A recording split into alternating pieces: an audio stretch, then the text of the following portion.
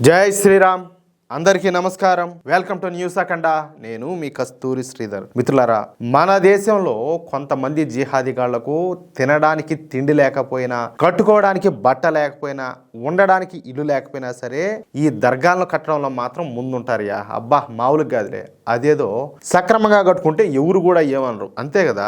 ఇప్పుడు మీ పని ఏందో, మీ బతికేందో, మీ కథలు ఏందో, మీ ఒకరికి ఇబ్బంది లేకుండా ఒకరికి పనులకు అడ్డం లేకుండా ఉంటే ఎవరు మాత్రం ఎందుకు అడుగుతారు, ఎందుకు పట్టించుకుంటారు? ఎవరికి అభ్యంతరం కూడా ఉండదు. కానీ అక్రమంగా ఈ దర్గాలన్నింటినీ కూడా నిర్మిస్తారు, కావాలనే వాంటెడ్గా. ఇది కూడా ఒక కుట్ర అన్నమాట.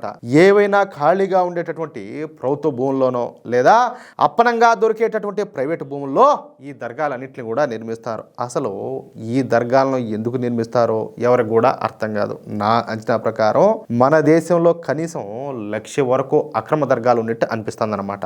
ఏది తక్కువే లేవు, ఏడబట్టే కదా. పైకి చెప్పకపోయినప్పటికీ చాలా మందికి ఈ విషయం చాలా బాగానే తెలుసు. అయితే ఈ అక్రమ దర్గాల పైన చేయి వేసేటటువంటి దమ్ము, ధైర్యం ఒక్క భారతీయ జనతా పార్టీ ప్రభుత్వాలకే ఉండాలి. అంతెందుకు, మన తెలుగు రాష్ట్రాల్లోనే కొన్ని వందల సంఖ్యలో అక్రమ దర్గాలన్నీ కూడా ఉన్నాయి. ఓయమ్మ నాయన, ఏకంగా అడవుల్లో కూడా పోయే దర్గాలు, మజార్లు అన్నీ కూడా కట్టేస్తారు అడవుల్లో. ఎట్టున్నా చూడండి వాళ్ళ కథ. వాటిలో చాలా దర్గాలు రోడ్ల మీదనే ఉంటున్నాయి. మరి వాటి మూలంగా అక్కడ స్థానికంగా ఏంటంటే ట్రాఫిక్ తీవ్రమైనటువంటి అంతరాయం కలుగుతుంది. ప్రజలంతా కూడా నానా కష్టాలు పడుతున్నారు. చాలా మందికి సమయం కూడా వృధా అయిపోతుంది. ఒక విషయం గుర్తుపెట్టుకోండి, మనం సమయాన్ని మళ్ళా అయితే వెనక్కి తీసుకురాలేం, అవునా కాదా? ఏది కూడా పోయిందాన్ని మళ్ళీ వెనక్కి తీసుకురాలేం. సమయం అనేది మన జీవితంలో అత్యంత విలువైంది.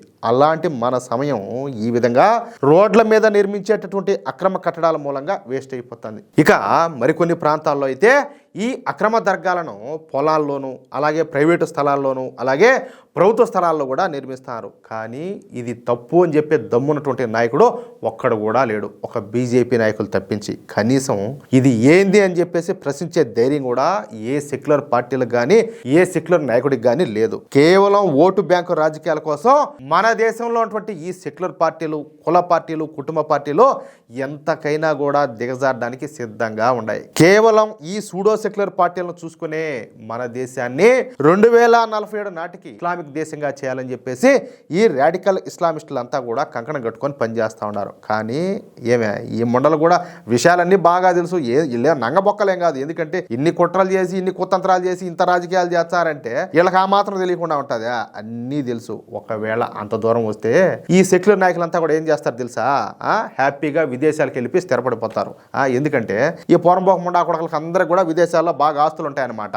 ఈడ దొబ్బ పెట్టి బాగా ఆడిపి అంతా ఏర్పరచుకుంటారు ఆస్తులు. ఏమన్నది కాదు వీళ్ళకి సిగ్గా, లజ్జా, లేకపోతే దేశభక్తి ఇంకేమన్నా సింపుల్గా వెళ్ళిపోతారు అంతే. ఒళ్ళ మీద ఉండే గుడ్డలు కదా తీసి ఆడ వదిలేసిపోయినట్టు సిగ్గు, లజ్జ, మానవ రోషం ఏమీ లేకుండా అన్ని ఆడ వదిలిపోతారు, దుబ్బుకొని చక్కగా పోతారు ఫ్యామిలీని వేసుకొని. కానీ ఈ విషయంలో మాత్రం బీజేపీ పాలిత ప్రభుత్వాలు వెనక్కు తగ్గేదే లేదంటున్నాయి. ఎక్కడ ఈ జిహాదీలు ఓవర్ యాక్షన్ చేసినా, ఎక్కడ అక్రమ నిర్మాణాలు నిర్మించినా, ఎక్కడ అఘాయిత్యాలకు పాల్పడినా వాళ్ళపైన వెంటనే బీజేపీ ప్రభుత్వాలు చర్యలు అయితే తీసుకుంటున్నాయి. ఈ ఇస్లామిక్ జిహాదీలను అయితే ఉక్కుపాదంతో తొక్కి పారేస్తారు. ఈ క్రమంలోనే గుజరాత్లో కూడా ఒక సంఘటన అయితే జరిగిందనమాట.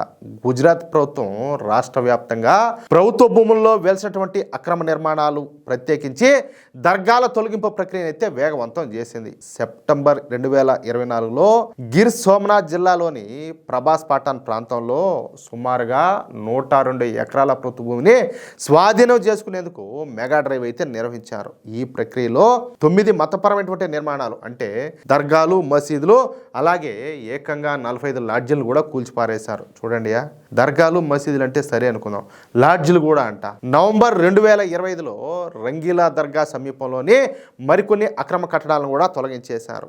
జామ్నగర్లోని తీర ప్రాంతాల్లో దాదాపుగా 193 కోట్ల విలువైనటువంటి ప్రభుత్వ భూమిని అధికారులు స్వాధీనం చేసుకున్నారు. ఎంత? 193 కోట్ల విలువైనటువంటి భూమి. ఇంతకంటే కబ్జా కోర్లు ఇంకెవరన్నా ఉంటారా అంటాలే. చూడండి దారుణాలు చూడండి. ఇకపోతే కిజాడియా పక్షుల సంరక్షణ కేంద్రం సమీపంలో అక్రమంగా నిర్మించినటువంటి 7 మతపరమైనటువంటి కట్టడాలను అంటే దర్గాలను, మసీదులను భద్రతా కారణాల దృష్ట్యా తొలగించేశారు. ఇక జునాగఢ్లోని మజ్వాడి గేట్ దగ్గర రోడ్డు మధ్యలో ఉన్నటువంటి దర్గాను రాత్రికి రాత్రే కూల్చేశారు. అలాగే మోర్బీలోని చారిత్రాత్మకమైనటువంటి మణిమందిర్ ఆవరణలో ఉన్నటువంటి అక్రమ దర్గాను తొలగించాలని చెప్పేసి గుజరాత్ హైకోర్టు ఆదేశాలు జారీ చేసింది. ఇక ఇప్పుడు కొత్తగా గుజరాత్లో మరో కూల్చి కూల్చివేత అయితే జరిగిందనమాట. గుజరాత్లోని బెరూట్ జిల్లాలో గోవాలి అనేటటువంటి గ్రామం ఉంటున్నది. ఈ గ్రామంలో పంటలు బాగా పండుతాయన్నమాట. పైగా ఇక్కడ పాడి పరిశ్రమ అనేది వేగంగా అభివృద్ధి చెందుతుంది. అందుకే ఇక్కడి పొలాల్లో రైతులు గడ్డిని పెంచి వాటిని గేదెలకు ఆహారంగా వేస్తూ ఉంటారనమాట. ఈ గ్రామంలో కొన్ని వందల ఎకరాల్లో ఈ విధంగా గడ్డిని పండించి గేదెలకైతే పెడతా ఉంటారు. మీకు తెలుసో తెలీదో మన గుజరాత్ రాష్ట్రంలోని ఈ గోవాలి గ్రామం పాడి పరిశ్రమకు మంచి పేరు పొందినటువంటి గ్రామం అనమాట. అయితే ఈ గ్రామంలో ఉన్నటువంటి కొంతమంది జిహాదీలు విదేశీ నిధులతో అక్కడ ఒక దర్గాని అయితే నిర్మించారనమాట. అది కూడా 3 ఎకరాల్లో అతిపెద్ద దర్గా నిర్మించారు. ఎంత? 3 ఎకరాల్లో.